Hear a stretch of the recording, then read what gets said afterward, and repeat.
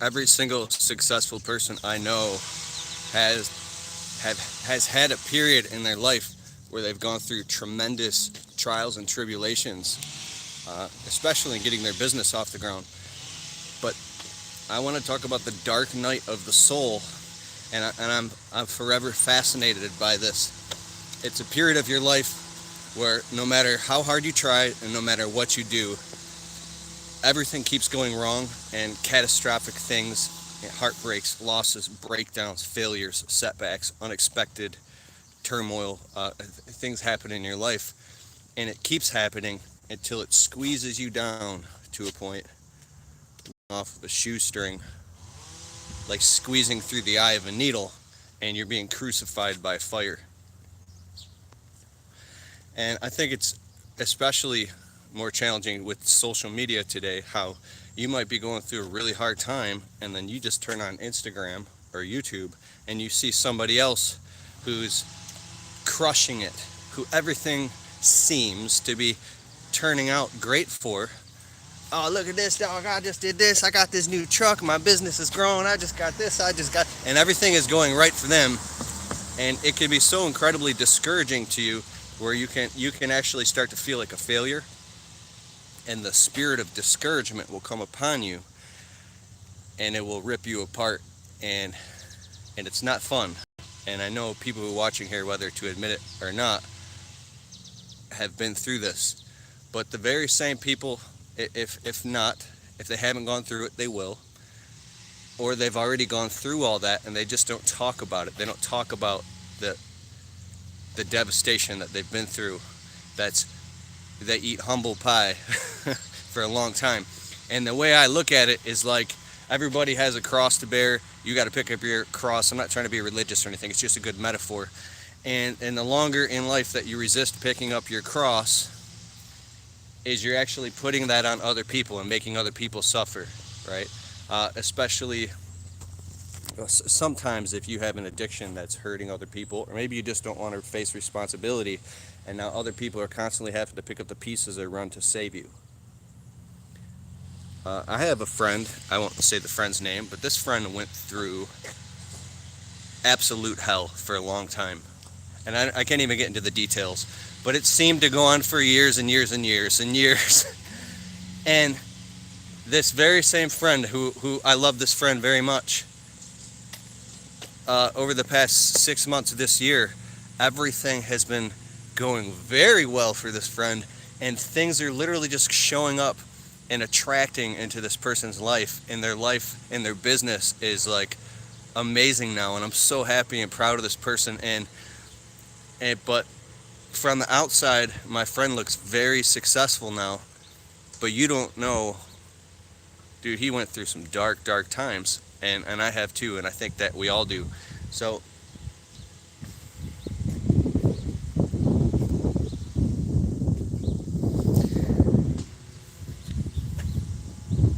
I know somebody who's going through the dark night of the soul, and they're significantly younger than me, and I said to them, imagine with what you're going through right now, imagine if this keeps happening to you, this bad thing that just happened, and it keeps happening, and it keeps happening, and every time you barely get your act together, another thing keeps blindsiding you and sideswiping you, and this happens literally for a decade, and one day you wake up and you're 30, and then it takes you another 5 years just to get your act together to the point where you have stability in your life. And I looked at him, I go, welcome to my life. My life was a living hell. But the one thing I didn't see was there's part of our consciousness that if you stick your head in the sand, it's not going to get better until you take full responsibility and pick up your cross. And if you blame other people, it'll never get better. So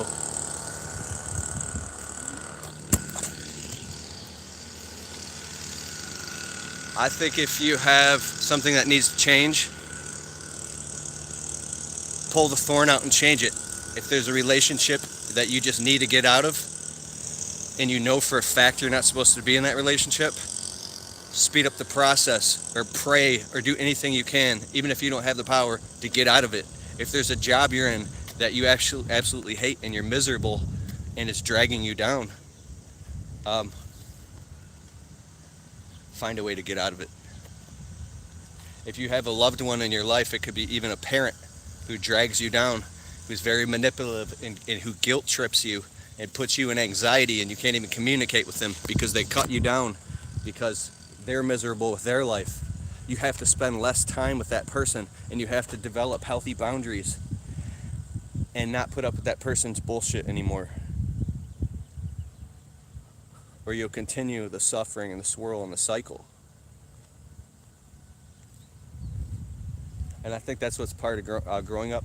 Last night, I was laying in bed next to my wife, going to sleep. It was late. I woke up at actually 3 o'clock in the morning. I wake up every morning at like 3 o'clock in the morning. And I was having a funny dream, and I said to my wife, I have a grandmother who's in the nursing home, and I love my grandma. I started laughing because my grandma had been through so much stuff in her life, and they'd been through the depression and stuff like that. She raised 5 kids. One of them was my mother, and my mom died of a drug overdose. But my grandma was so strong that if you asked her a question or wanted something from her or a favor, she would just go. She'd be sitting at the table smoking a cigarette, doing a Sudoku and a crossword puzzle. This is my grandma, right? And the cat's sitting there meowing. Grandma, this, and this. She would just go, no. And you just knew by the vibration of her voice, you're not going to get anywhere, and no means no. And she had no residue. It's the ability to hear no and speak no with no residue. When you can get to the point, because you've been through so much crap in your life, and this will help you along so much faster. When you can hear the word no, or you can tell somebody no, and there's no guilt, no shame, no residue. No.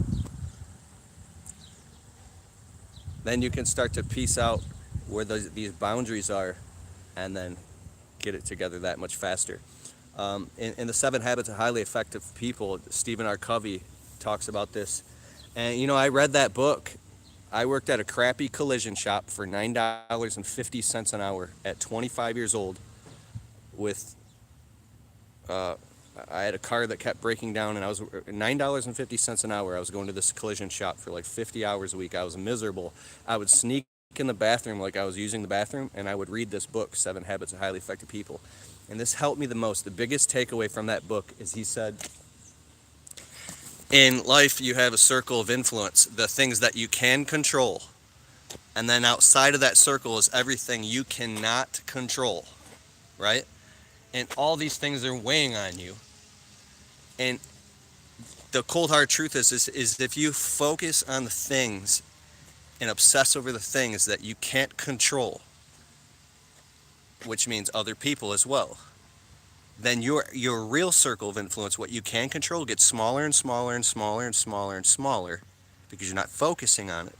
And then you literally paint yourself into a corner in your life where now you're paralyzed and trapped with no options, and you can't do anything. You become a person who's immobilized and in terror and fear and anxiety with no options to do anything. No options could be no relationships, no bandwidth, no cash flow. So, at some point, if you say that person's problem is their problem, I gotta focus on my shit right now.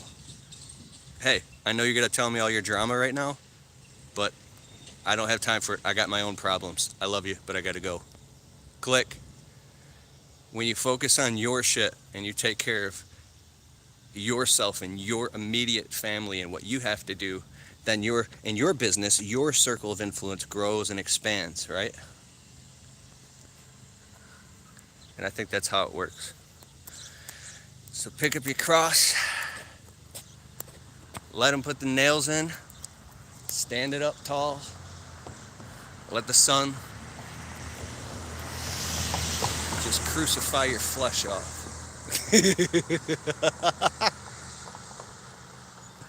and you'll be crucified by fire, man. You'll get it all back. I always think about my video, and I'll put a link in the description below called Walk the Line. If you're going through a hard time, walk the line. You walk that line. You keep walking that line. But it's so hard, it's so hard. You keep walking the line. You know why? Because there's a you that's on the other side, way down there. The future you who's successful and happy, proud, all your self-worth and integrity is intact, and you have a beautiful life, the life that you always dreamed of, is all the way up here in the future you, because time doesn't exist, right? We're in a time-space continuum. It doesn't even exist. The future you is looking at you walking the line, rooting you on, saying, come on, you can do it. You can do it. Good man, good man, good man. No, don't step off the line. Don't step off the line. Don't do it. Don't do it. Good man. Stay on the line. No, why are you going down that path? What are you doing? Why are you letting that person take advantage of you? Why are you doing that? And the future you is crying out and trying to throw you a rope. Dude, you are the shit. Your life is going to turn out amazing. Your dreams are going to come true. You're going to have everything you ever wanted. If you're saving up to get that girl a ring that you love so much, you're going to get it, dude. And then you got to pay for the wedding. You're going to have everything you want one day. You're going to have a fully established, structured business. You're going to have money in the bank. You're going to have a house. You're going to be on your boat one day. It might even be a little boat, but you're going to be on the boat, and the sun's going to hit you just right, and you're just going to break down crying because it all came together for you, and it all happened for you. But you got to go all the way back in the past to where you're at right now, and you got to just keep walking that line. Oh shit, dog, gotta walk the line. All right, I got to get back to this.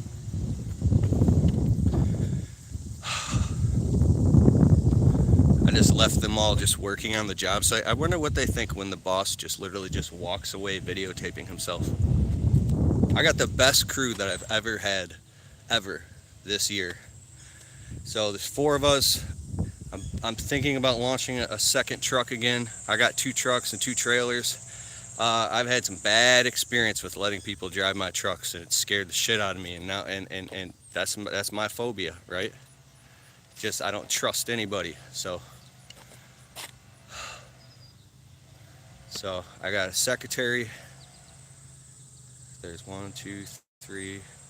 There's 5 of us, and then in my internet business, I have 4 virtual assistants, and they're all part-time. And then Jill's office is a calling center. They answer the phones, and then literally that's just part-time whenever I'm too busy and I can't pick up the phone. I'm trying to keep the costs down and be as efficient as possible. Selling jobs at higher prices, booking a lunch, packing a lunch every day. Money in the bank, money in the bank, money in the bank. All right, man. Later, guys. It's all you. Yeah, dog.